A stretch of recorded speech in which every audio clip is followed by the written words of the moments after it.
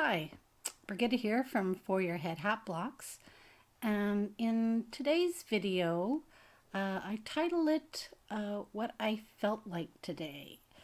And what I felt like today was making an elf hat. You can see a little bit here of what I've made. Typically I do 6 layers of roving, and in this case I only did 2. I laid down a pattern, filled it in so it was consistent, and then did a fold over layer, and I did that on both sides. I eventually turned it inside out and made this little hat. I wasn't sure if it was going to work, so I only did it in a small size, and it seemed to work out pretty good. But if I would do it for an actual real person, I would make the pattern a little bit bigger. So the rest of the video is going to be me showing you how I lay out the pattern. I don't show you how I felt it together, but I'll show you the end product if you haven't seen enough here. So thanks for joining me. This is the cardboard pattern that I've made for my elf hat. It's just a thick piece of corrugated cardboard. I originally thought I would just do a cone shape or a big triangular shape, but I'm going to experiment with this kind of curved design. I'm hoping it's going to give the elf hat a nice little lilt.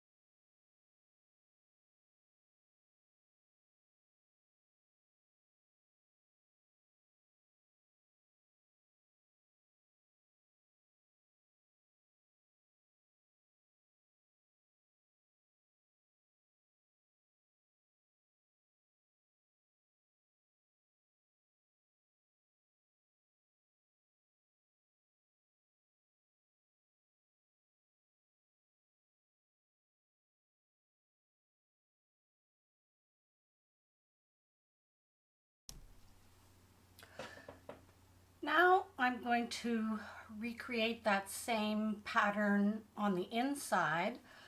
I'll be then folding these edges over and then doing another top coat, flipping it over one more time, and then folding the edges over.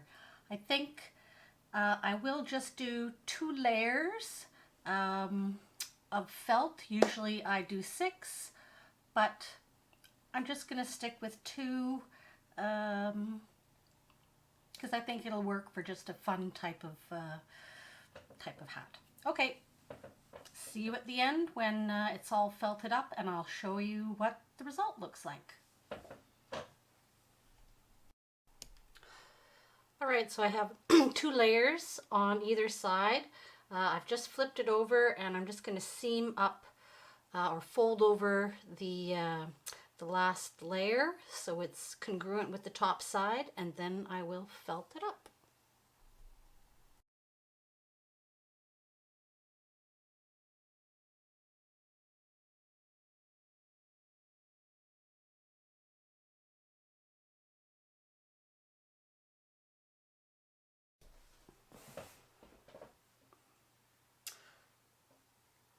So here is my little elfin hat.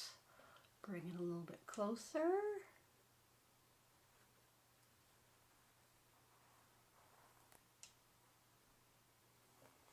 And I did turn it inside out, so the more subtle pattern I put on the inside, and I ended up poking out the white circles that I had here because it didn't seem to adhere very well, and it just stood out a little bit too much. So I'm not sure how I'm going to trim it up, if I will, or put some beads on it.